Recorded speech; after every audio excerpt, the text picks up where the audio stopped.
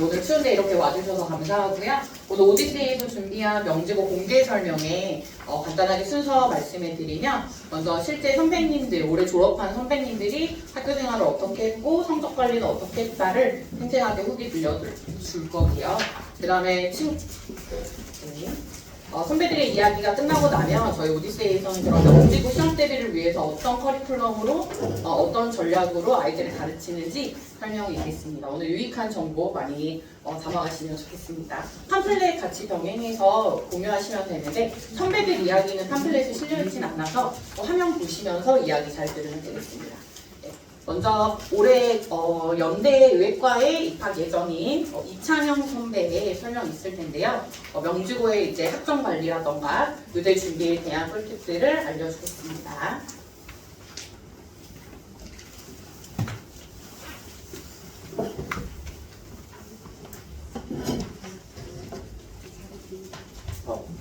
네, 안녕하십니까. 이번에 명지고등학교를 졸업하고 연세대학교 의예과에 진학할 예정인 이창영이라고 합니다. 제가 이런 자리는 처음이라 되게 긴장되고 떨리기도 하는데, 그래도 최대한 열심히 준비한 내용 발표해드리도록 하겠습니다. 본론에 들어가기에 앞서 의대용 내신 준비법에 대해 먼저 말씀드리겠습니다. 의대를 지원할 정도면 등급 자체는 별로 차이가 나지 않는 경우가 많은데요. 따라서 원점수를 높게 받는 것이 그 무엇보다 중요합니다. 특히 의대에서는 다른 과목보다 국영수 점수를 가장 많이 보기 때문에 전체 합산 등급이 높더라도 해당 과목의 원점수가 낮으면 떨어질 수도 있고, 반대로 등급이 조금 낮더라도 국영수의 원점수가 높으면 합격하는 경우도 보았습니다. 또한 만약에 등급컷이 너무 높아서 1등급에 못 받더라도 만약 원점수가 100점에 가깝거나 다른 친구들에 비해 많이 높다면 어느 정도 참작해주기도 하니 이 점을 유의하시기 바랍니다. 또한 상대평가뿐만 아니라 절대평가로 진행되는 시험도 원점수를 높게 받아 넣으면 유리합니다.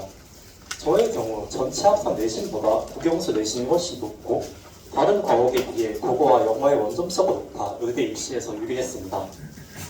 이제 명지고등학교 내신 공부법에 대해 말씀드리겠습니다. 먼저 국어는 크게 문학과 비문학으로 나뉘어지는데요. 문학은 평소에 다양한 갈래의 작품을 많이 봐두어서 감각을 키워두는 것이 가장 중요합니다. 또한 내신 범위가 나오면 해당 작품만 공부하는 것이 아니라 연계될 수 있는 다른 작품도 읽어두는 것도 중요하다고 알고 있습니다. 또한 주제가 비슷하거나 같은 작가가 쓴 다른 작품이 시험에 나오는 경우가 많으니 이 점을 유의하시기 바랍니다. 이렇게 내신 범위에는 없었지만 시험에 출제되는 범위에서 킬러 문항이 나오는 경우도 있으니 이를 주의하시고, 가끔 사자성어나 속담 관련 문제도 나오는데 이러한 관련 문제들은 모두 오디세이 학원에서 충분히 대비를 하실 수 있기 때문에 알고 계시면 좋을 것 같습니다. 다음은 비문학에 대한 내용인데요. 비문학은 다른 그 무엇보다 본문 내용을 암기하는 것이 가장 중요합니다. 물론 영어 내신처럼 아예 완벽하게 외울 필요는 없지만 일치 불일치 문제가 나왔을 때 이를 본문을 보지 않고 답할 정도로 숙지되어 있으면 좋습니다. 또한 외부 지문이 비문학에서도 나오긴 하지만 거의 보기 문제로만 나오고 웬만하면 현장에서 읽고 바로 풀 수 있을 정도의 난이도로 나오기 때문에 걱정을 안 하셔도 됩니다. 사실 제가 말은 이렇게 하지만 오디세이 학원에서 알아서 허리를 짜주시기 때문에 성실하게 수업을 듣고 숙제 열심히 하고 질문 열심히 하시면 됩니다. 저도 학원에서 연계 가능성이 높은 문제들과 명지고등학교의 출제 방식을 알려주셔서 큰 도움을 많이 받았습니다. 다음으로 영어에 관해서 말씀드리겠습니다. 명지고등학교는 다른 과목에 비해 특히 영어를 잘하는 친구들이 많아서 등급을 따기가 쉽지 않습니다. 외부 지문과 서술형 문제가 다른 과목에 비해 많이 나오기 때문에 시간이 부족할 때도 많을 뿐더러 본문이 많이 도용되는 경향이 있기 때문에 실제로 시험을 풀 때도 난이도가 어렵다고 느껴집니다. 따라서 내신 단어와 본문 암기를 거의 완벽하게 하는 것을 추천드립니다. 물론 아까 말씀드렸듯 시험에서 변형이 되긴 하지만 기본적으로 외우는 것이 시간 단축에 좋습니다. 또한 문법 문제보다 주제나 내용에 관련된 문제가 많이 출제되기 때문에 글 전체의 흐름과 세부적인 내용을 전부 이해해두는 것이 중요합니다. 추가로 아까 말씀드렸던 문법 문제는 가끔 학교 선생님께서 수업 시간 중에 어디서 나올지 알려주시니 수업을 열심히 듣는 것도 영어 내신을 좋게 만드는 방법 중 하나입니다. 마지막으로 수학에 관해서 말씀드리겠습니다. 수학은 먼저 내신 공부가 알려드리기에 앞서 선행 정도는 한 학년 정도를 추천드립니다. 물론 이 미적분까지 끝내놓으면 좋겠지만 선행에 못 매들어 본인 학년의 개념이나 문제풀이 방법을 등한시하면 내신뿐만 아니라 수능 대비까지 힘들어지기 때문입니다. 미적분은 다른 과목에 비해서도 특히나 문제 난이도가 많이 높기 때문에 앞선 수학 개념들 및 문제들을 충분히 반복 숙달한 다음에 공부하는 것이 훨씬 이해도 잘 되고 더 빨리 배울 수 있다고 생각합니다. 저 또한 미적분을 고등학교 1학년에서 고등학교 2학년으로 올라가는 겨울방학에 처음 대비를 했고 그렇게 대비를 했음에도 불구하고 수능 수학에서 굉장히 좋은 등급을 맞을 수 있었습니다. 추가로 저희 학교 명지고등학교의 내신은 모의고사와 사전에 나눠준 문제들을 변형해서 시험에 출제하기 때문에 해당 문제들의 풀이 방법을 알고 있는 것이 시간 단축에 큰 도움이 되니 이 점을 알아두시길 바랍니다.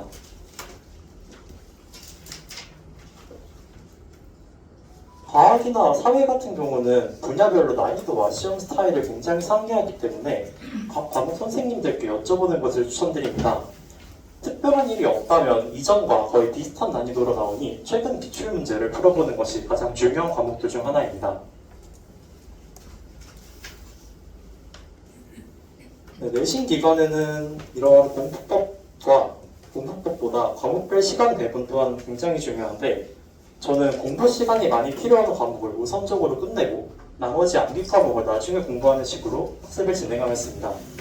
내신 준비 기간을 대략 한 달 정도로 잡는다면 첫 2주 동안 국어와 영어, 시험 범위를 1회독 정도 진행하고 남은 2주 동안 앞서 진행한 공부 내용을 N회독 및 과학, 사회, 역사 등 암기 과목을 시작하는 것이 좋습니다. 수학은 첫 2주 동안 개념 공부와 문제풀이를 최대한 많이 진행해 두어야 이후 암기 과목에 시간을 투자할 수 있으니 이 점을 유의하시기 바랍니다. 또한 시험 범위로 나온 문제들은 되게 많이 풀수록 좋지만 시간이 부족하다면 최소한 3번, 4번 정도는 푸는 것을 추천드립니다. 물론 계획을 세워서 체계적으로 공부하는 것은 좋지만 너무 빡빡하게 세우면 오히려 공부 의욕이 떨어지고 효율이 떨어질 수 있기 때문에 일주일 중 하루 정도는 비워두고 자신이 부족하다고 생각하거나 아니면 지난주에 계획했던 공부량을 다 끝내지 못한 부분을 하는 것을 추천드립니다. 물론 처음부터 이러한 공부 계획을 혼자 세우기는 굉장히 어려울 수 있으니 학원 선생님들과 상담해서 수정하는 편이 굉장히 안정적입니다. 마지막으로 의대의 생기부 관리법에 대해 말씀드리겠습니다. 생기부에 관한 내용을 말씀드리기에 앞서 만약 학종으로 의대를 갈 생각이라면 예신뿐만 아니라 생기부 또한 굉장히 중요하다는 말씀을 드리고 싶습니다. 물론 교과로 가거나 정시로 가는 경우도 있지만 이는 내신이나 수능을 굉장히 압도적으로 잘해야 하기 때문에 거의 대부분 명지고등학교에서는 학종으로 의대를 가는 편입니다.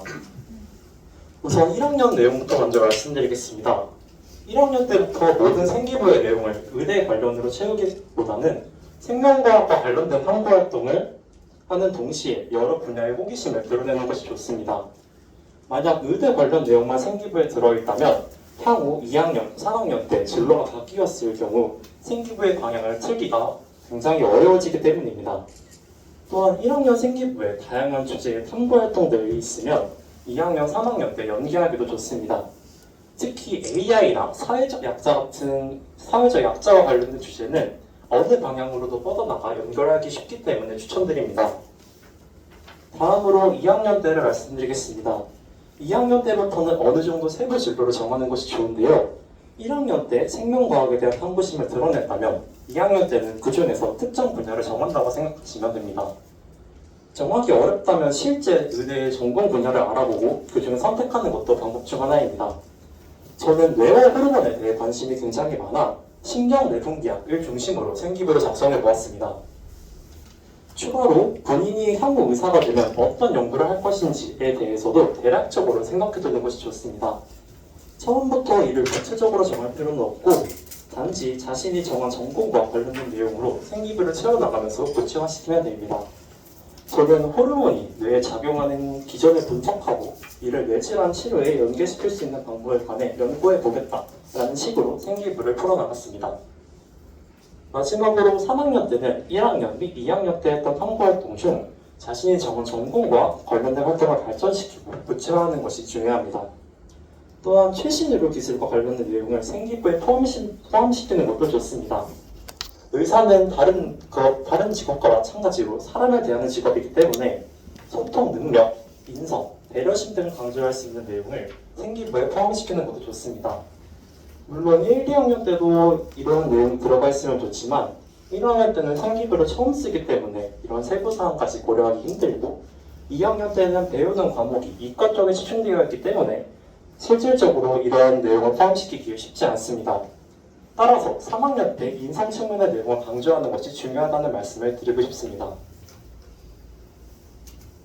오늘 제가 준비했던 내용은 여기까지입니다. 지금까지 제 발표를 들어주셔서 정말로 감사드립니다. 아직 시간이 조금 남은 관계로 혹시 질문하실 내용이 있으면 질문을 받고 응답을 해드리도록 하겠습니다. 질문이 있으신 분은 손을 들고 질문해 주시기 바랍니다. 성적 관리라던가 의대 관련해서 질문 궁금한 점 있으면 부탁드리겠습니다. 혹시 1, 2, 3학년 동아리 활동은 어떤 동아리 활동은 다음 친구들이 말씀을 해드리겠지만 저 같은 경우는 수학과학 동아리 휴가에 3년 동안 활동을 했습니다. 짱 하신 것도 있네요. 동아리 단장도 했습니다. 더 궁금하신 점 없으실까요? 그 3년 동안 공부 굉장히 열심히 또 잘하시는 것 같은데요. 그 자기 관리를 어떤 식으로 좀 컨트롤을 어떤 식으로 했는지 좀 그런 게 궁금해요. 저도 실제로 2학년 때 수학이나 과학 과목의 내신이 좀 흔들리는 경우가 있었어서 이때 많이 힘들었었는데요. 저는 그 당시에 다른 과목들보다 그 과목에 조금 더 공부량을 치중하고 제가 아까 말씀드렸던 하루 정도를 비워놓는 방식으로 계획을 세워서 그 비워놓은 시간에 해당 과목들을 공부하는 방식으로 진행해 왔습니다. 또한 이때에도 다른 학원 선생님들께서 많이 격려해 주시고 추가로 학원에서 진행하는 내용 이외에 저 스스로 찾아가면서 공부했기 때문에 달성 가능했다고 생각합니다. 한과활동 보고서는 뭘 혼자 준비하셨나요? 이 내용도 굉장히 많이 나오는 질문 중 하나인데요. 실제로 의대 관련된 내용 같은 경우는 다른 전공들에 비해 내용이 굉장히 방대하고 깊기 때문에 탐구 활동을 작성하는 데 어려움을 겪으실 수도 있습니다. 하지만 이 또한 다음 생기부 내용을 발표할 친구가 말씀드릴 건데 어느 대학에서나 융합형 인재를 원하기 때문에 자신의 전공과 관련된 과목 이외에는 그 과목에 충실한 내용을 작성하는 것이 좋고 실제로 자기 전공과 관련된 과목의 생기부를 작성할 때도 너무 어려운 논문이나 책을 가지고 쓰는 것은 추천드리지 않습니다. 그 이유는 실제로 면접을 볼 때도 해당 과목에 관련된 내용을 질문받았을 때 답변을 제대로 못할 수도 있고 면접이 없는 학종으로 갈 경우에도 실제로 해당 내용을 학생이 진행했다고 믿지 않으시는 경우도 있기 때문입니다. 따라서 탐구활동 같은 경우는 단순히 단편적으로 학위 논문이나 학술 논문 중에 자신의 전공과 관련되고 이해하기 쉬운 내용을 몇 개 뽑아서 작성하는 것을 추천드립니다. 네, 더 질문. 혹시 학기 중이랑 방학 중 그리고 시험 기간 중 혹시 학습 이런 분배 시간이 어떻게 하셨는지 궁금해요. 저는 내신 기간을 아까 한 달 정도로 말씀드린 것 같은데 실제로 한 40, 수학 같은 경우는 조금 일찍 시작하였습니다. 그래서 수학을 최대한 일찍 끝내놓고 내신에 들어갔고요. 방학 중에서는 선행 같은 경우를 최대한 많이 하고 실제로 수능 대비를 위해서 국어나 수학 혹은 탐구 과목들을 중점으로 공부했습니다.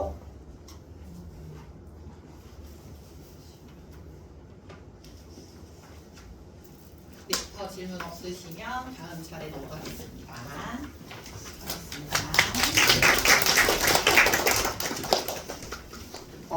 사실 교과 그 성적 관리를 가장 궁금해 하시는데 이제 그거는 차례 학생들 그 선배들의 멘토링이 끝난 뒤에 국어 과목이랑 수학 과목 선생님들의 전략이랑 공부법들이 나올 테니까 그때 더 참고해 주시면 좋을 것 같고요. 두 번째는 아까 계속 강조했던 이제 성적도 정말 중요한데 이제 2022 교육과정으로 바뀌면서 9등급이 5등급제로 바뀌면서 성적 못지않게 생기부 관리가 엄청 부각이 됐어요. 그래서 생기부라는 게 도대체 어떻게 진행이 되고 어떻게 구성되어 있는지를 잘 모르실 것 같아서 전반적인 생기부에 대한 이야기를 올해 고려대 경제학과에 입학하게 될 박보현 선배가 한번 이야기해 보겠습니다.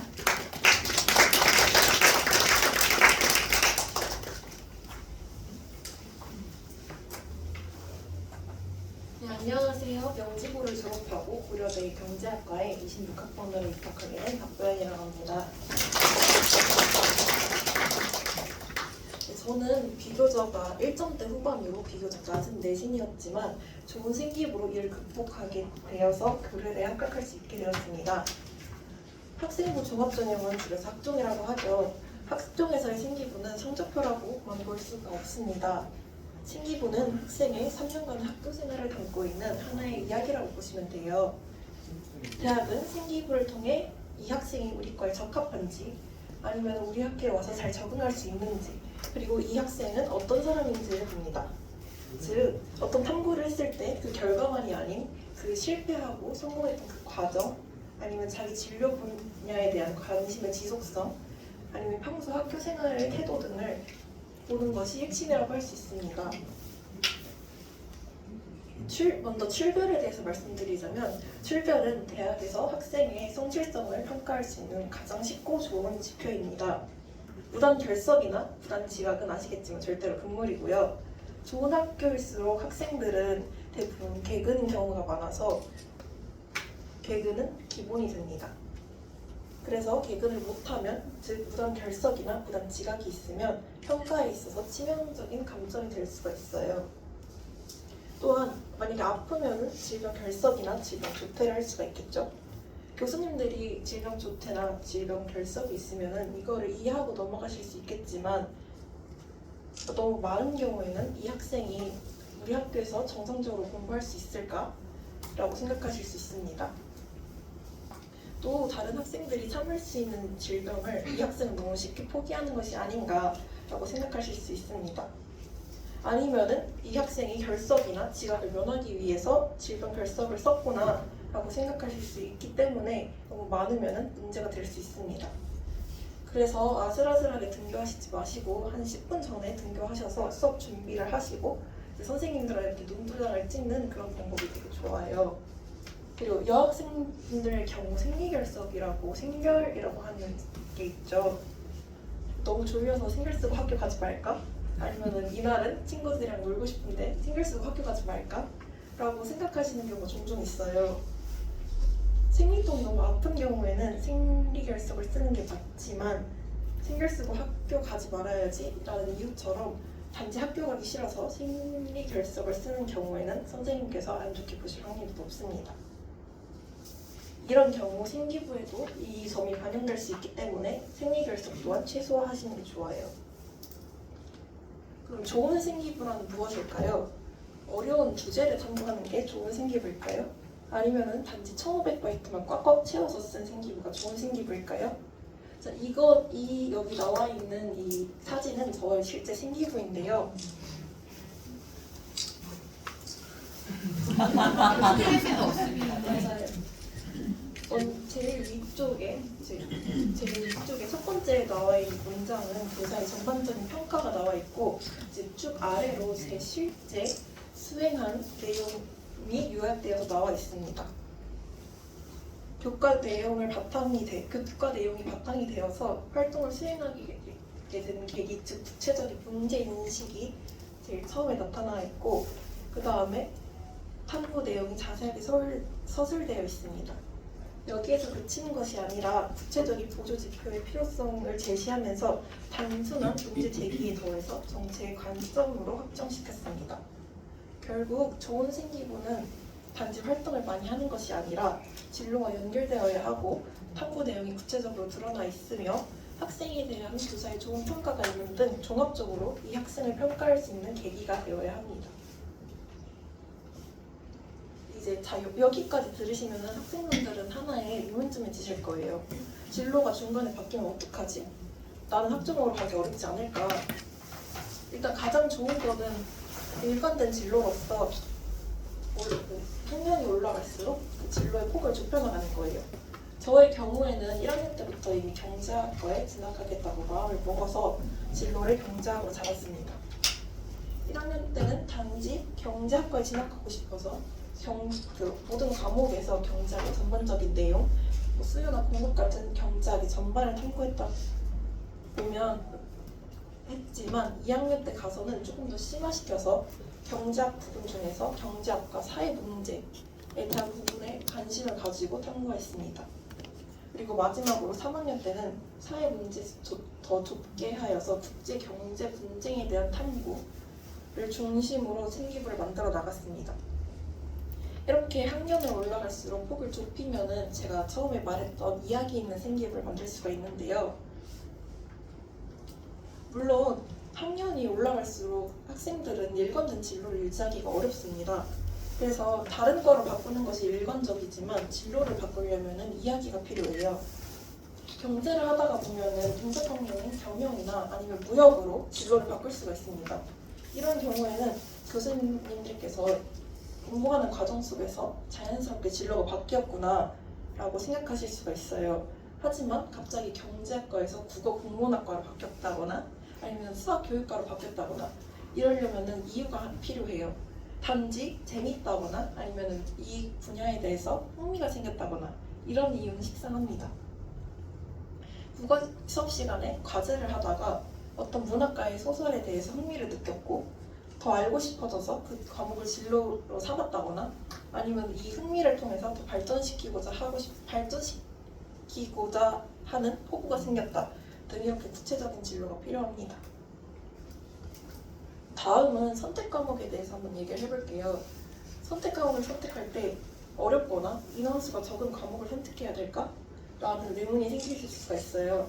결론부터 말씀드리자면 진로와 연관된 과목을 하는 게 좋습니다. 선택 과목은 진로의 증거이기 때문에 과목이 어렵거나 인원수가 적어도 회피하는 것은 좋지가 않아요. 저는 문과였지만 3학년 때 미적분을 선택을 했어서 아마 입학사정관이 나선 내신임에도 좋게 보지 않았나 싶습니다. 만약에 이 과목들을 회피하면 생기부 평가에서 마이너스가 될 수 있어요. 그래서 선택할 과목에 대해서는 미리 공부해두는 게 좋다고 생각합니다.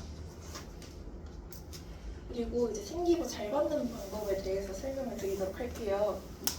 일단 기본적으로 세특은 교사의 재량이라서 학생들이 마음대로 바꾸거나 그럴 수가 없어요. 그래서 제일 기본적으로는 보고서와 탐구를 열심히 하는 게 좋습니다. 하지만 선생님들과의 라포 형성 또한 굉장히 중요한데요. 2월 달에 생기부를 처음 받게 되면은 선생님에 따라서 생기부의 질의 차이가 나타날 거예요. 이때 라포 형성을 잘해두면은 2월 달에 생기부 정정 기간일 때 선생님께 가서 고치고 싶은 부분을 살짝 말씀드리면은 수정해 주시거나 아예 학생 보고 생기부를 고쳐오라고 하시는 경우가 있습니다. 이때를 이용해서 아까 제가 말씀드렸던 생기부의 형태로 고치시면 좋은 생기부를 만드실 수가 있어요. 일단 제가 준비한 발표는 여기까지고요. 혹시 질문 있으신가요? 네, 생기부와 관련된 질문 한번 받겠습니다. 그 경제학과를 가기 위해서 이제 미적분도 선택했지만 탐구 과목에서는 어떤 과목들을 선택하셨나요? 저는 일단 2학년 때에는 세계사와 윤리와 사상이랑 사회문화와 그리고 이제 입학하실 분들은 폐지되었겠지만 저희는 과학이 하나로 필수가 나왔거든요. 그래서 생명과학이랑 일본어를 선택했습니다. 그리고 3학년 때에는 미적분, 실용영어, 사회문제 탐구, 경제, 생활과 윤리, 그리고 실용경제를 선택했습니다. 그때 경제는 수강생이 몇 명이었어요? 경제 수강생은 49명이었습니다. 1등급이 2명이었습니다. 혹시 또 질문 있으신가요? 전공 기간이요. 네.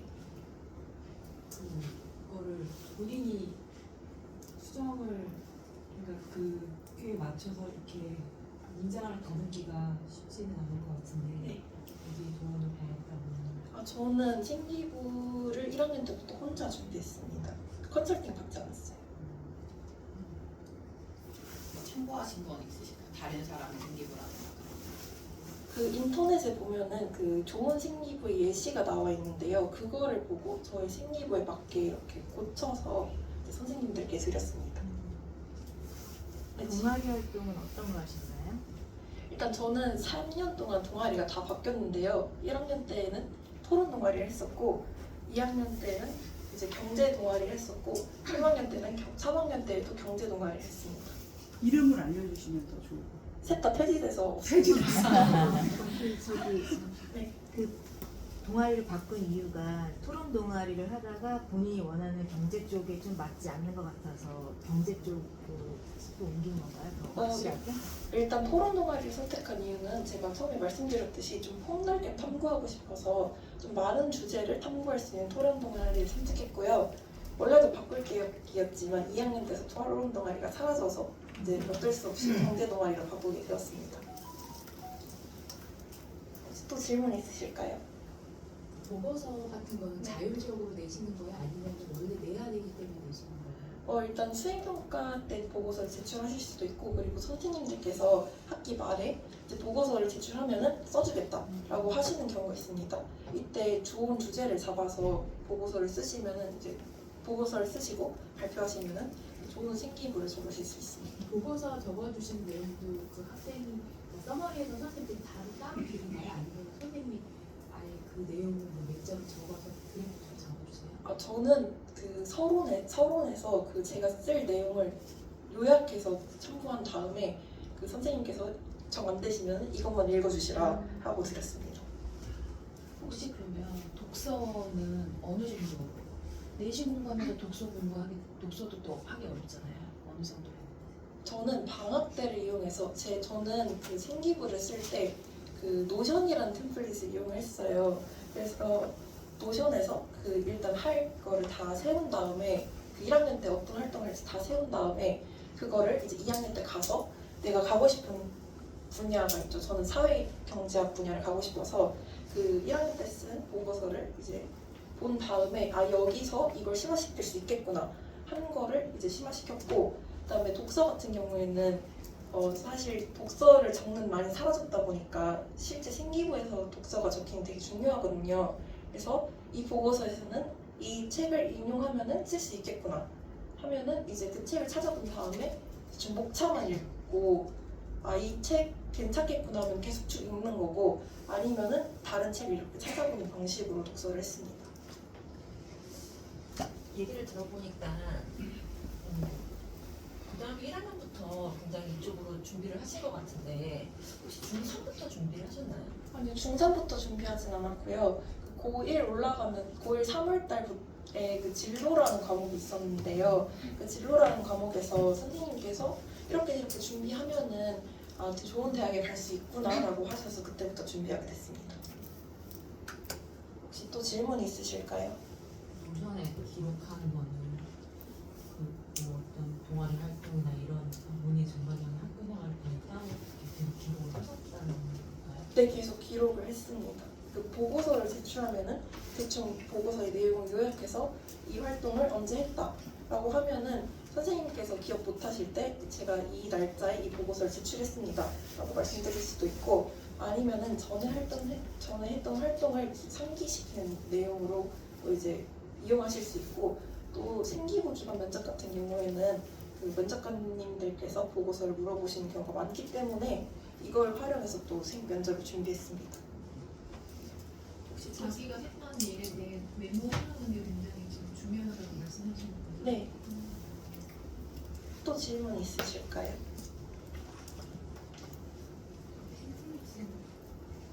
본인이 구성을 하신 거예요? 그냥 제가 구성을 했습니다.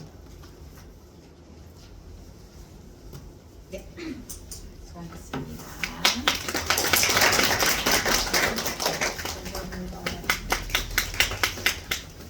전반적인 생기부에 대해서 말씀 들으셨는데요.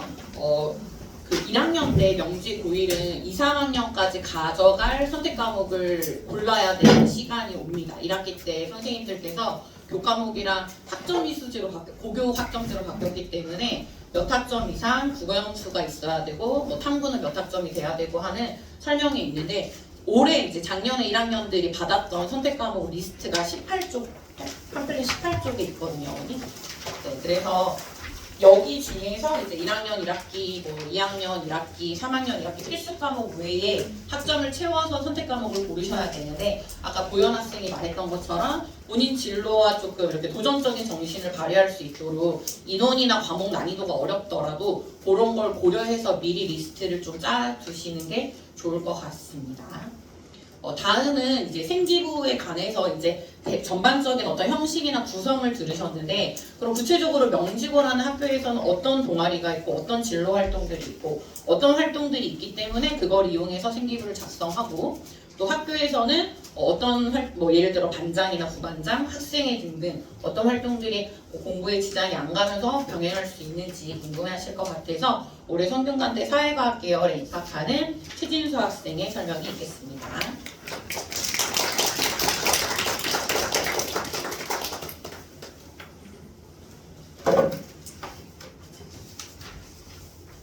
안녕하세요. 명지고등학교 예비 입학생 학부모님들 반갑습니다. 저는 올해 명지고등학교를 졸업하고 성균관대 사회과학 계열에 입학한 최진수라고 합니다. 오늘 귀한 시간 내주셔서 정말 감사합니다. 제가 이 내용을 준비를 하면서 많이 고민을 해봤는데 공부나 아니면 생기부나 저보다 훌륭한 친구들이 너무 앞에 있어서 제가 어떤 내용으로 말씀을 드려야 될지 많이 고민을 해봤습니다. 그래서 제가 많이 고민을 해본 결과 제가 비교적으로 3년 동안 학교 생활을 좀 열심히 했다고 생각을 해서 그 경험을 바탕으로 몇 가지 말씀을 드리고자 합니다. 다만 이 본격적인 이야기 앞서 딱 두 가지만 말씀을 드리고자 하는데요. 첫 번째로 학교 활동이라는 게 매년 이제 학년도마다 개편이 되면서 많이 사라지는 것도 있고 새로 생겨나는 것도 있기 때문에 이 제 설명이 해당 2027학년도와는 많이 다를 수도 있다는 점을 미리 한번 유의해 주시길 바라고, 두 번째로는 아까 보현 친구도 말씀을 해주셨는데 생기부를 쓰실 때 꼭 방향성을 잡고 쓰셨으면 좋겠습니다. 저는 제 스스로 생기부를 평가할 때 열심히 쓴 생기부고 꽉 찬 생기부고 1500바이트 꽉꽉 눌러 담은 아주 좋은 생기부라고 생각은 하지만 절대로 입시에 있어서는 유리한 생기부라고 생각하지 않습니다. 제가 2학년 말에 딱 지금 시즌이죠. 제가 학교에 가서 상담을 입학사정관한테 상담을 받아본 적이 있습니다. 그 결과 제 생기부가 든 딱 답은 너는 자유전공 말고는 이 생기부를 좋아할 학교는 없다라는 말을 들어가지고 정말 많은 상처를 받았습니다.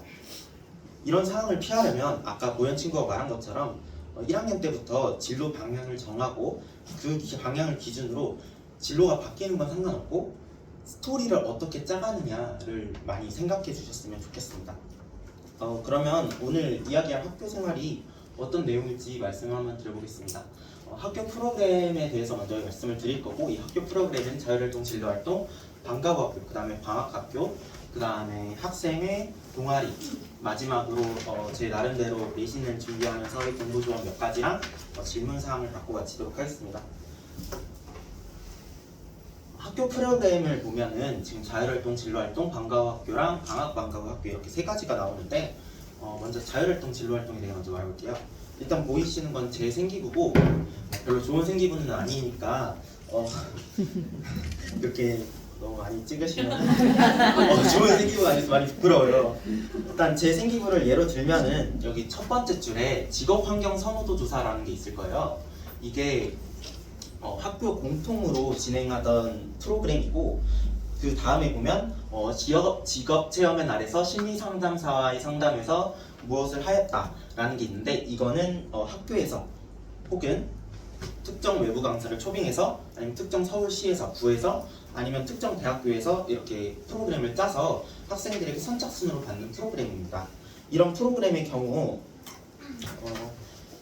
그 공통 프로그램의 경우 학생들 전부를 아울러야 하기 때문에 어떤 특정 직업에 향해서 이러이러하다, 어떤 거를 학습했다라기보다는 진로 활동을 통해 어떤 거에 대한 계열을 가진 혹은 어떤 거를 판단하고 어떤 걸 생각함 정도밖에 채울 수 없기 때문에 그 이런 특정 몇 가지를 채우는 게 굉장히 중요합니다. 또 그 교무실이나 아니면 우리 학생들끼리 흔히 말하기로는 이런 특정 선착순으로 신청을 하는 걸로 채우는 게 같은 학교 학생끼리 비교했을 때 좀 더 이런 특정 내용으로 채워져 있는 게 좀 더 유리하다라는 말도 나올 정도이니 꼭 놓치지 않고 리로스쿨이나 아니면 선생님께 직접 말씀을 드리는 방법으로 채워나가셨으면 좋겠습니다. 또 이 공통 프로그램 중에서도 진로와 연결된 게 많이 있고 이 공통 프로그램이라는 것 자체가 많은 것을 아우르는 거기 때문에 스토리를 짜기에 굉장히 좋아요. 그래서 최소한 모든 학교에서 진행하는 프로그램, 창제 시간에 하는 프로그램은 자거나 다른 공부를 하는 학생도 있겠지만 적어도 보고서는 꼬박꼬박 내는 것을 추천드립니다. 또한 이 자율활동 칸을 적어도 3개의 프로그램을 무조건 1년에 참가를 해주셔야 이 진로활동이나 자율활동은 빈칸 없이 1500바이트를 채울 수 있습니다. 이 다음으로 방과후 학교에 대해서 말씀드리겠습니다. 이 방과후 학교에서는 생기부의 진로활동으로 기재되는 토론탐구 프로그램이 있고 또 이제 학습 보충형 수업이 있습니다.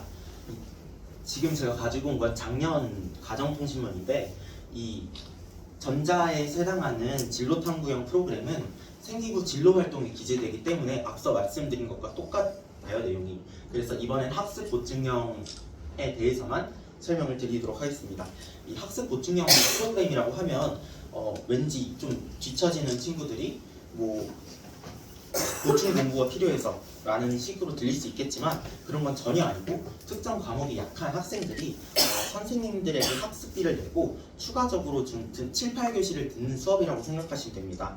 다만 형평성 문제로 인해 이 수업 시간에 제공되는 학습지나 뭐 문제집 혹은 선생님의 필기는 중간고사, 기말고사에 직접적인 연계는 되지 못하고 또 선생님들의 문제 오류 같은 게 발생했을 때 직접적인 반박 자료로 사용이 안 될 수도 있어요. 그 점은 무조건 명심해 주셔야 합니다. 그럼에도 이런 수업을 듣는 친구들이 있으니까 이런 프로그램이 운영이 되는 거겠죠? 그럼 어떤 장점이 있을까요? 바로 이 아까 창영 친구가 말해줬던 것처럼 명지고등학교는 모의고사가 부교재로 들어가는 경우가 굉장히 많습니다. 다만 이러한 난이도 조절을 위해 선생님들께서는 문학이라든지 혹은 영어라든지 혹은 수학이라든지 수업을 안 하시는 경우가 굉장히 많습니다. 수업을 안 하시고 너 나름대로 해봐 혹은 해설지 그 모의고사도 해설지가 나오니까 그 해설지 읽고 너가 알아서 판단해봐 라고 주시는 경우 굉장히 많습니다. 그런데 이런 방과후 학교 수업을 들으면 그 수업에 대한 선생님의 관점을 배울 수 있게 된다는 장점이 있고 또 사회탐구 과목 같은 경우는 암기량이 굉장히 많고 특히 한국사라는 거는 연표가 이렇게 짜라락 있으니까 그걸 통째로 암기하는 게 필요하잖아요. 근데 그런 걸 순수하게 만들기에는 제가 한국사를 공부할 때 연표를 만들면서 공부를 했는데 이 연표를 제작하고 또 관련 내용을 정리하고 선생님 필기까지 쓰는데 한 일주일이 걸리더라고요. 그 시간이 굉장히 아깝기 때문에 이런 방과후 학교 수업을 들으면 그런 필기 노트도 받아갈 수 있습니다. 다만 이 정도는 개인 공부로도 어느 정도 커버가 가능하기 때문에 심지어 대부분 학원에 가는 시간이 4시부터 6시, 즉 7, 8교시가 정말 애매한 시간이기 때문에 저는 순수하게 공부 시간을 늘리려는 목적이 아니라면 별로 추천드리지는 않습니다. 다음으로 방학 방과후 학교에 대해 말씀을 드릴 건데 이 방학 방과후 학교는 이 방과후 학교랑 크게 다르지 않습니다. 생기부에 기재되지 않고 약 2주 동안 방학에 아침 일찍 학교에 가는 프로그램이에요. 근데 이 다음 학기를 준비하는 수업인데 정말 수박 겉핥기식으로 진행을 하고 8시에서 9시 사이에 등교를 해서 12시까지 진행이 되기 때문에 정말 애들이 다 잡니다. 다 자고 선생님도 자는 애들 안 깨우시고 화도 안 내시고 그냥 그대로 선생님은 겉핥기식으로 진행을 해요.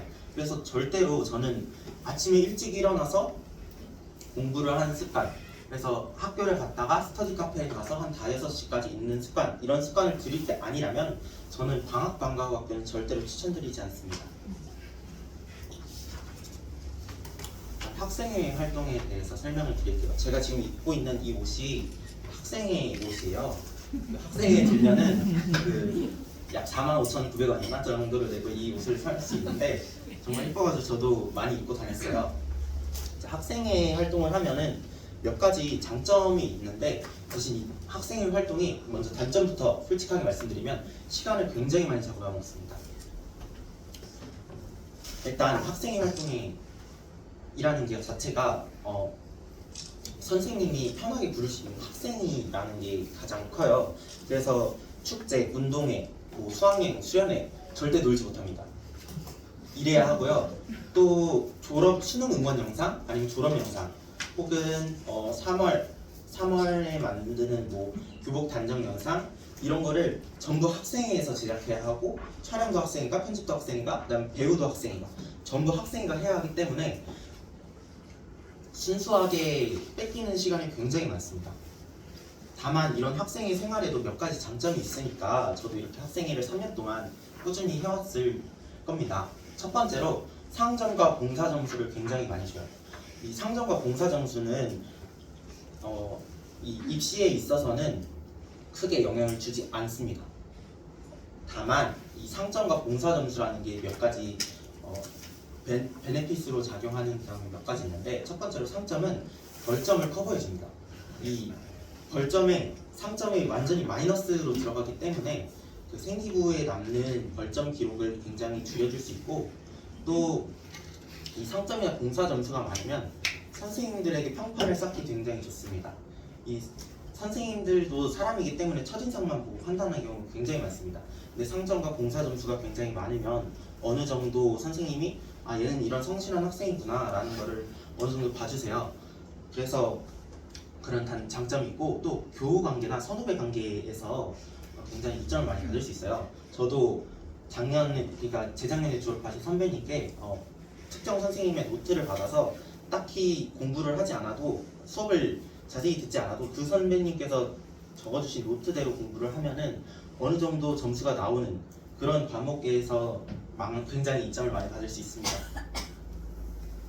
또 마지막으로 생기부에 학생회라는 활동이 기록되는 것도 굉장히 장점인데 이 학생회 활동이 크게 보면은 그냥 이러이러한 활동을 해서 축제를 성실하게 여김으로도 끝날 수 있지만 뭐 이런 거 외에도 리더십을 발휘해서 혹은 회장으로서 이런 회장 부회장 활동과 연계를 해서 실제로 제가 경희대학교 면접을 갔을 때 학생회 활동, 회장 부회장 활동 이렇게 열심히 했는데 이 리더십을 발휘할 수 있는 에피소드가 있었냐 이런 식으로 굉장히 많이 물어보는 소재니까 여유가 되신다면 학생회를 해보는 것도 나쁘지 않습니다. 다음으로 동아리 활동에 대해서 말씀을 드리도록 할게요. 동아리 활동 역시 생활기록부에서 동아리 활동란으로 따로 기재가 되기 때문에 신중하게 선택을 해야 하는 부분입니다. 동아리는 크게 이과 동아리, 문과 동아리, 예체능 동아리로 나눠져 있습니다. 문과 동아리, 이과 동아리는 자신의 진로에 맞춰서 하면 되지만 예체능 동아리는 시간을 굉장히 많이 잡아먹습니다. 제가 1학년 때 고등학교에 왔는데 하고 싶은 건 해봐야지 하면서 연극부에 들었다가 선생님들께서 저를 걱정을 엄청 많이 해주셨어요. 근데 그 걱정이 실현이 돼서 방학에도 불려나가고 또 이제 엄청나게 바빠져요. 그렇기 때문에 예체능 동아리 하고 싶은 거를 고등학교 왔는데 하고 싶은 거 해봐야지 하고 예체능 동아리를 고를 학생이면 나는 내 순수한 공부 시간을 제외하고 자유 시간을 쪼갤 생각을 하시고 들으시면 되겠습니다. 또 이 동아리 활동이 앞서 말했던 창영 친구나 고현 친구의 동아리를 보면은 굉장히 잘 채워져 있다는 걸 볼 수 있는데 이 동아리 활동에서 중요한 건 동아리 메인이 아닙니다. 수업을 학생들이나 선배들한테 물어보면 야 슈가가 연대의대가 이창영 학생이 들었다는데 무조건 들어가야 되는 거 아니야? 하면서 무조건 슈가에 들어가려는 친구가 많고 저도 슈가에 지원을 할까도 고민을 많이 해봤습니다. 근데 사실상 중요한 건 어떤 프로그램이 있는지를 봐야 합니다. 이 동아리 활동이 8회에서 10회 정도 있는데 이 동아리 활동 8회에서 10회를 전부 넣지 못합니다. 많으면 4개, 적으면 3개 정도를 최대한 길고 자세하게 담는 것이 굉장히 중요합니다. 그렇기 때문에 자신의 진로에 맞춰서 프로그램을 보고 어떤 프로그램이 맞겠다. 어떤 프로그램이 내 진로에 있어서 연계하는 게 좋겠다. 2학년의 경우에는 친구들과 함께 합심을 해서 동아리를 직접 만들 수도 있으니 1학년 때는 무조건 동아리 프로그램을 보고 내가 이러이러한 프로그램을 보고 이러이러한 설계를 해서 이렇게 해서 하는 게 좋겠다 라고 작성하시는 게 정말 좋을 것 같습니다. 그래도 몇 가지 추천 동아리를 말씀해 드리자면 그 슈바나 레볼루션 혹은 문제적 코딩이 제가 알기로 그 선생님이 적어주시는 생기부도 괜찮고 학생들 선배들이나 평균이 높은 걸로 알아서 프로그램 구성도 되게 잘 돼 있는 걸로 알고 문과의 경우 데미안이나 시너지 이런 쪽이 선생님이나 생기부 이런 부분에서 좋은 걸로 알고 있습니다. 마지막으로 공부 조언을 몇 가지 해드릴 건데 이 공부 조언이란 게 별로 진짜 순수하게 이 공부는 이렇게 해야 한다, 이 공부는 이렇게 해야 한다는 이창현 학생이 저보다 더 잘 설명을 해주고 저보다 더 잘 알고 있기 때문에 저는 내신 공부를 열심히 하라는 측면에서 조금 저도 많이 걸렸고 다른 학생들도 많이 걸렸던 함정선지나 지문이나 주제 같은 거를 몇 가지 말씀드리려고 합니다. 첫 번째로 이게 2023학년 한국사 문제였어요. 지문을 읽고 지문의 글에 죄송합니다. 입이 좀 말라가지고 한국사 교과에 나온 문제입니다. 빠르게 첫 줄만 읽어보겠습니다. 우리들 반도 민중은 창시도 하였고 기쁜 낯으로 제국 군인이 되어 무엇으로 보나 한국 시민이 된 것이다. 누가 봐도 친일파가 쓴 글이라는 걸 빠르게 파악할 수 있는데 이게 당시 한국사 교과서 학습 활동에 나왔던 지문입니다. 그래서 저는 이걸 보고 이거 글 최린이 쓴 글이다 하고 1번 최린을 골랐는데 틀리게 됐어요. 왜일까 고민을 해서 시험이 끝난 후에 다음이 국어 직보여서 국어 직보 시간에 원장님이랑 이렇게 문제를 읽어보니까 인물이 가장 아닐 것 같은 사람인 거예요. 그래서 딱 보니까 5번 윤공주가 정답이 되는 거죠. 그래서 꼭 지문은 제목이나 지문은 꼭 끝까지 읽으셔야 합니다. 이게 가장 내신에서 많이 나오는 오답이에요. 모두 고르시오.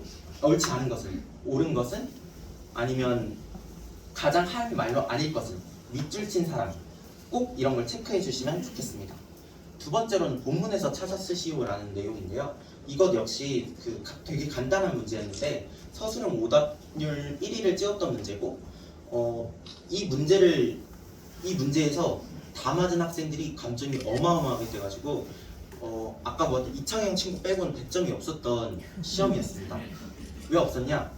이 공부를 하다 보면 정철이라는 사람을 굉장히 많이 보게 되는데 이 송미인곡과 삼이인곡에 춤을 실현하고자 죽어서도 춤을 실현하고자 하는 시어를 찾아서 적으라는 문제였어요.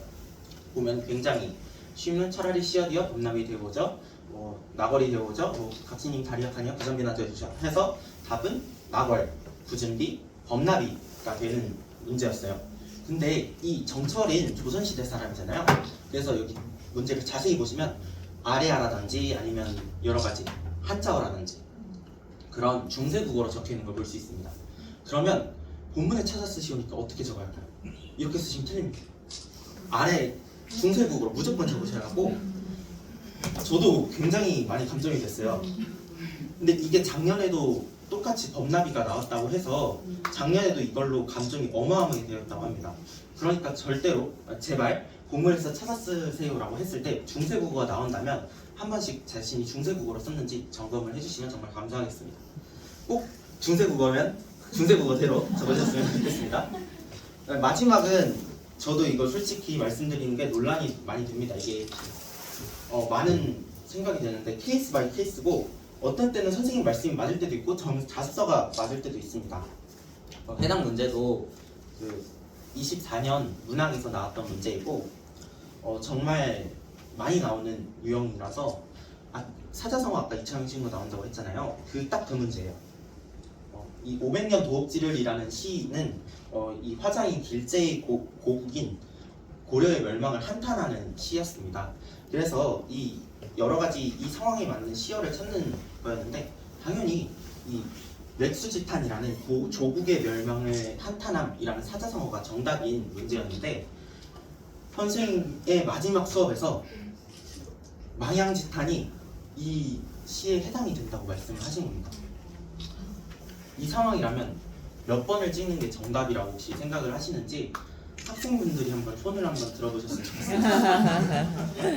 자습성은 자습성. 맥주지탄. 네. 선생님은 선생님은 망향지탄. 망향지탄. 시험 볼 때는 어떻게 해야 될까요? 2번 망향지탄 선생님 말씀이 맞다. 한번 손 들어보실까요? 3번 맥수지탄 교과서 평가 문제집 자습서가 맞다. 한번 손 들어보셨으면 좋겠습니다. 다 2번 망향지탄을 골라주셨는데 근데 그 선생님이 모든 반을 다 같이 들어가셨어요. 네, 모든 반에 같이 들어가시는 그 분이셨고 딱 일주일에 한 수업만 하시는 선생님이셨는데 마지막 수업에서 이걸 무조건 말씀하셨어요. 망향지탄이다. 망향지탄이다. 정답은 맥수지탄이었습니다. 이게 선생님 바이 선생님이고 무조건 제가 자습서를 따르라고 하는 것도 좀 말이 안 된다고 생각을 하지만 확실을 한다면 따질 수 있는 자습서나 평가 문제집을 따르셨으면 좋겠습니다. 이게 이 선생님의 위대한 업적이 몇 개 더 있으신지 그 흔히 삼음보라고 하는 게 있어요. 삼음보라고 하는 단어를 삼어절이나 삼음절로 썼다가 미안해 앞으로 다 그렇게 안 낼게 라고 말씀을 하시고 정답 처리를 한다던가 그런 경우가 있기 때문에 이 선생님의 말씀이 어느 정도 선생님의 방패가 되곤 합니다. 선생님께서 다행히 저희와 함께 이제 가시는 선생님이라 안심하셔도 됩니다. 네, 선생님께서 말씀해 주실지 모르겠지만 비슷한 내용이 연극을 하는 걸 보고 내가 이렇게 수업할 때 서운하다고 말했잖아 이런 식으로 말씀하시는 경우가 있고 그렇기 때문에 선생님 수업을 어느 정도 듣는 건 굉장히 중요해요. 그래서 필기를 굉장히 열심히 하는 걸 추천을 드립니다. 정말 마지막에 겁을 주려고 한 건 아니지만 조금 많이 당황을 하게 하는 것 같아서 정말 죄송하다는 말씀 드리고 싶고 혹시 질문이 있다면 질문을 받도록 하겠습니다. 네, 나머지 이제 학생 멘토링은 끝나서요. 혹시 선배님께 궁금한 거 있으면 어머님들만 너무 질문하신 것 같아서 우리 예비 고1 친구들도 질문했으면 좋겠는데. 네. 다른 내신 관련 에피소드도 있습니다. 선생님이 완자라는 과학 문제집이 있어요. 거기서 베껴가지고 재작년 기출을 내셨는데 그 문제를 그대로 가져와서 조건만 살짝 바꿔서 냈다가 조건 때문에 문제 오류가 나서 전체 정답이 된 것도 있었고 혹시 궁금하신 점 아니면 학생회라든가 그런 게 있으신데 그 학생회 활동하게 됐을 때 시간을 많이 잡아먹는다고 했잖아요. 근데 그게 시간을 잡는다는 의미가 왜 학원을 빠지게 되거나 그런 쪽으로 시간을 많이 쓰게 되는지 궁금하거든요. 제가 학생에서 가장 많이 시간을 쓰게 된 영상 제작부에 있어가지고 선생님께서 굉장히 많이 걱정을 하셨어요. 학교 이제 명지고등학교 이제 학생들이 갈 거잖아요. 그러면 1층에 용의복장 규정이라는 영상이 나올 거예요. 그게 제가 만든 거거든요. 그거를 이제 보시면 영상 편집이라든지 그런 걸 다 해야 되는데 그게 생각보다 시간이 굉장히 많이 걸려요. 근데 이거를 학교 수업을 제가 뺄 수는 없는 거고 또 이제 나머지 시간을 해야 하는데 저도 이제 학생이니까 학원에 가야 하고 학원 숙제를 해야 하는 그런 문제가 있고 심지어 학생의 질문에서도 이 학생 활동하면 시간이 굉장히 많이 뺏길 거다. 그럼에도 하겠느냐라고 질문을 직접 물어봐요. 근데 이거는 분명히 해야 하는 게 학생회 활동을 하겠다고 한 거는 저잖아요. 그러면 절대로 학원을 빼면 안 돼요. 학원을 뺄 수는 있지만 그 뺀 만큼의 공부량은 어디선가 채워야 합니다. 그래서 핸드폰을 보는 시간만 줄여도 솔직히 학생회 정도는 할 수 있다고 생각해요. 혹시 다른 질문 있으실까요? 네. 부서가 어떤 게 있어요? 부서를 제가 다 아는 건 아니지만 행사부나 포스터 만드는 부서도 있고 그다음에 우리 명지고등학교가 미션 스쿨이기 때문에 성교부도 있고 또 영상 제작부 말씀드렸던 영상 제작부 그다음에 선거로 뽑게 되는 임원단까지 이렇게 있습니다. 임원을 하게 되면 굉장히 많이 바빠지는데 학교 행사가 있을 때 사회를 모두 임원이 하게 됩니다. 그래서 어제 졸업식 할 때도 그 임원단께서 직접 나오셔가지고 그 대표로 받고 또 대본을 외워야 하는 것도 많고 그 다음에 이 학생들한테 지시를 해서 1차로 검토를 받는 친구가 임원단이 돼서 일이 굉장히 많습니다. 그 본인이 해보셨으니까 네. 학생회를 추천을 하나요? 저는 개인적으로 말씀을 드리면 학생회를 할 거면 회장, 부회장을 같이 할 거 아니면 비추천이에요. 왜냐면 반의 회장. 네, 반의 회장, 부회장을 할 게 아니면 비추천이에요. 왜냐면 학생회 자체로는 제 생기부를 제가 깜빡하고 넣는 걸 깜빡하고 넣지를 못했는데 그 학생회에서 제가 영상 제작부를 해서 원래는 미디어 쪽으로 진행을 하려고 했어요. 근데 이 학생회가 자율활동 칸에 들어가기 때문에 내가 앞서 말씀드렸던 진로활동, 자율활동을 내가 이렇게 프로그램을 들어서 이렇게 채워놨는데 오히려 학생의 칸이 그걸 차지해서 독이 될 수도 있기 때문에 그건 어느 정도 감안을 하시고 이렇게 해서 이 내가 부족한 리더십 전형을 채워야겠다. 리더십을 좀 내가 리더십 있는 학생임을 보여줄 만한 회장, 부회장을 할 게 아니라면 저는 솔직하게 비추천을 드리고 싶습니다.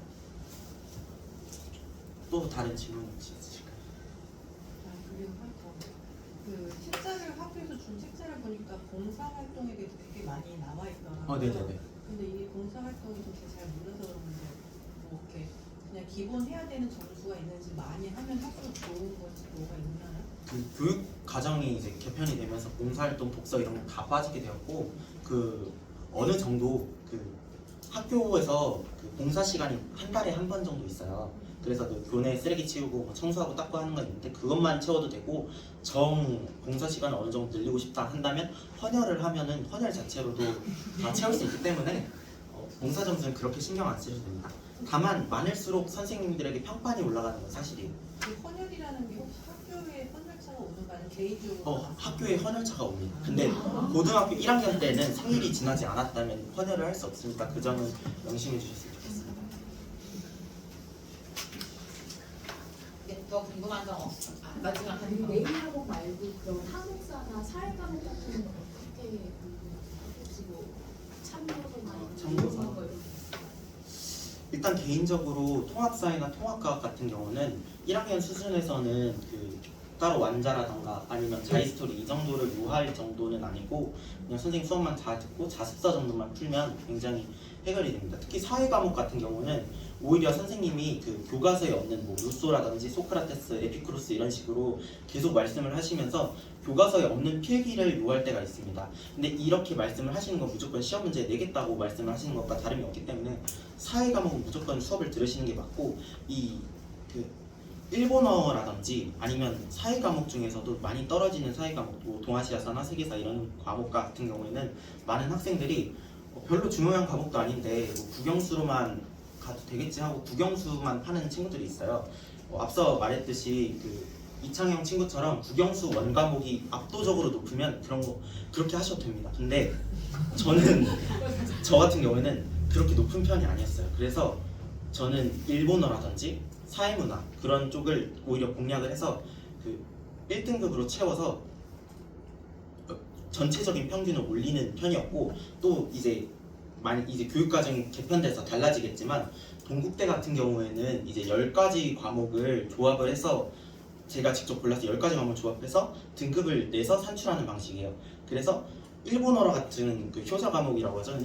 애들 공부 안 하는 과목 그런 거를 1등급으로 맞춰놓으면 내가 1등급이 8개인데 일본어가 2개니까 1.0으로 낼 수 있겠다 해서 그런 식으로 합격한 친구도 많이 보았습니다.